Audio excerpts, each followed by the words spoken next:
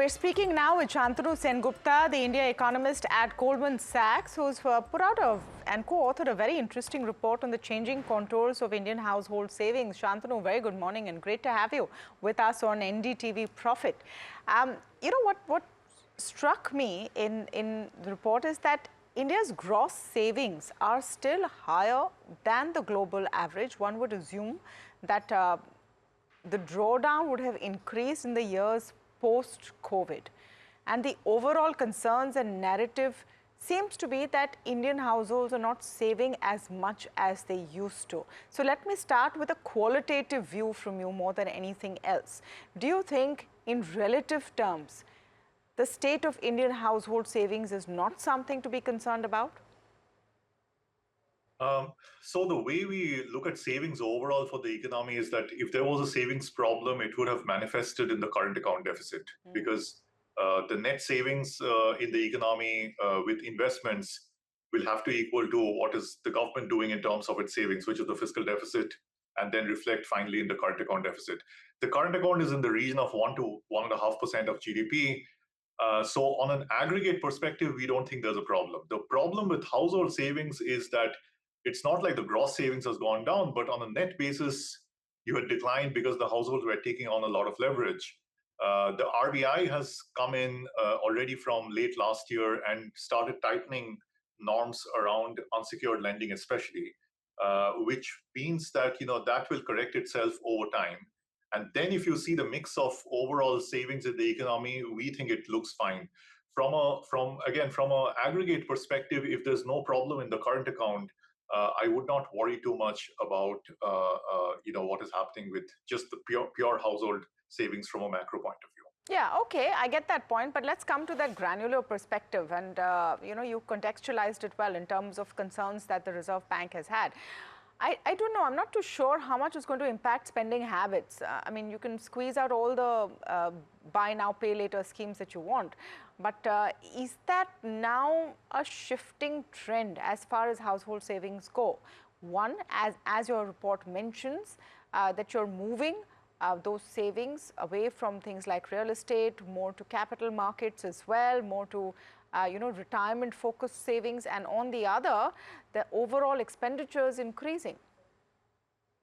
Yeah, so that's the big shift that we saw in the savings behavior of households, which means that you're moving out of the traditional bank-related savings towards the non-bank savings. Now, in non-bank savings, what is very well known is the capital markets, mutual funds, more investment into shares and debentures and so on.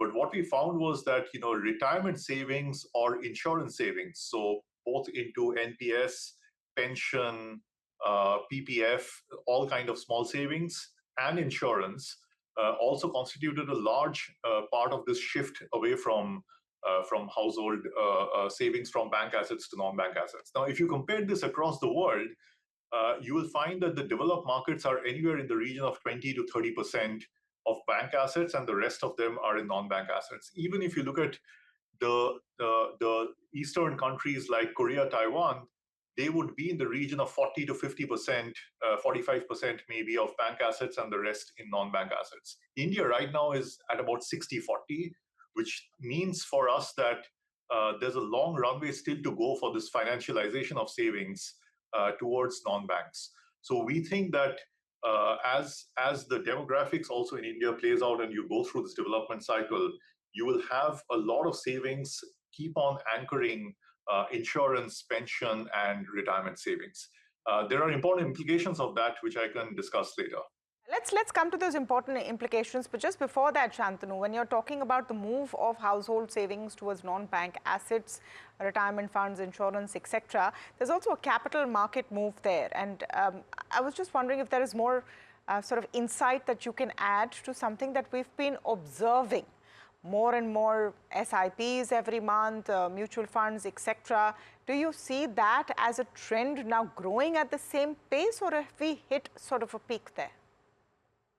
No, we actually think that trend continues, into mutual fund AUMs. So if you add up all of mutual fund, insurance, pension, retirement, etc., that has been growing at about 15% CAGR over the last 8 years or so. Compare that with about 9.5% CAGR growth that you've seen in bank assets. And we think that that will continue. That trend obviously is playing out in what you're seeing in the equity markets.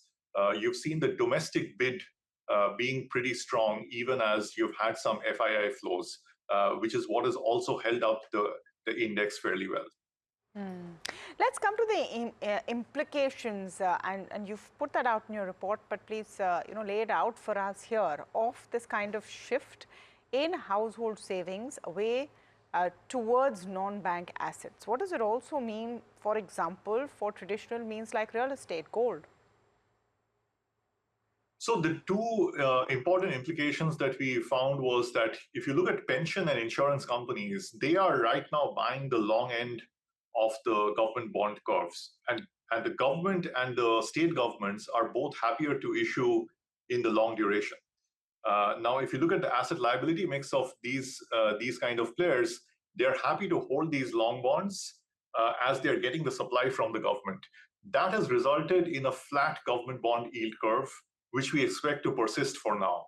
But as you roll this forward, you think that if you now bake in that the government's fiscal will consolidate, that is you move from about 5.6% of GDP fiscal deficit this year target to about 4.5% of GDP in 2 years' time, then you're having lesser issuances while you're having this savings continue to grow. If there is no further issuance from either the quasi-government space or the corporate bond market, we think that the yield curve will eventually invert, which means that it's important that the quasi-government corporate bond space, PPP space, comes out and continues with the infrastructure asset creation. The infrastructure asset creation will be funding this kind of a long duration asset.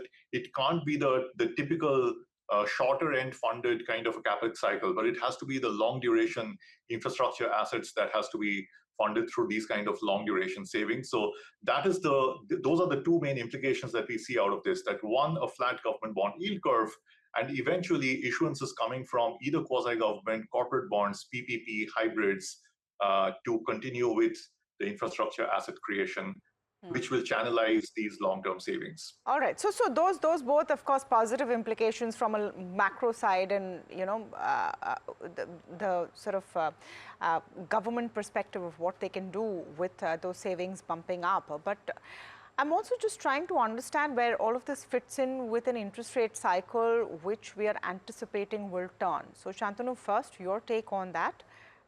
We're expecting a Fed rate cut maybe by December. What, in your view, do you think that the RBI will do? And the impact on savings, because remember, the move towards non-bank savings is happening despite basic interest rates being better than in the last few years. So on the US cycle, our US economists continue to expect the first rate cut in September, although they are seeing that as optional, and then continue with one more in December. So we still see 2 rate cuts this year, and then followed by quarterly cuts in 2025. Look, our view is that core inflation for India bottoms out in this quarter, starts inching higher a little. But as you move into the next quarter, you'll have food inflation coming down because it is coming off a very high base in Q3 calendar year of last year. So you probably hit like sub 4% in the next quarter, and you inch higher as the base effects turn towards about 4 to 4.5% by the end of the year, which is when we think that the time is opportune for the RBI to cut. It's a toss-up between whether it can be in October or December meeting, but we think that in one of those two, the RBI will go ahead and ease by 25 basis points. The overall cycle of interest rate cuts in India, we think, is going to be rather shallow. We are only expecting 50 basis points of rate cuts in this cycle, 25 each in Q4 and Q1 of calendar year 24 and 25. All right. Thank you for that, Santanu. Great conversation with you. Santanu Sengupta, there of Goldman Sachs, Chief India Economist, talking about his outlook on household savings, rate cuts, and more.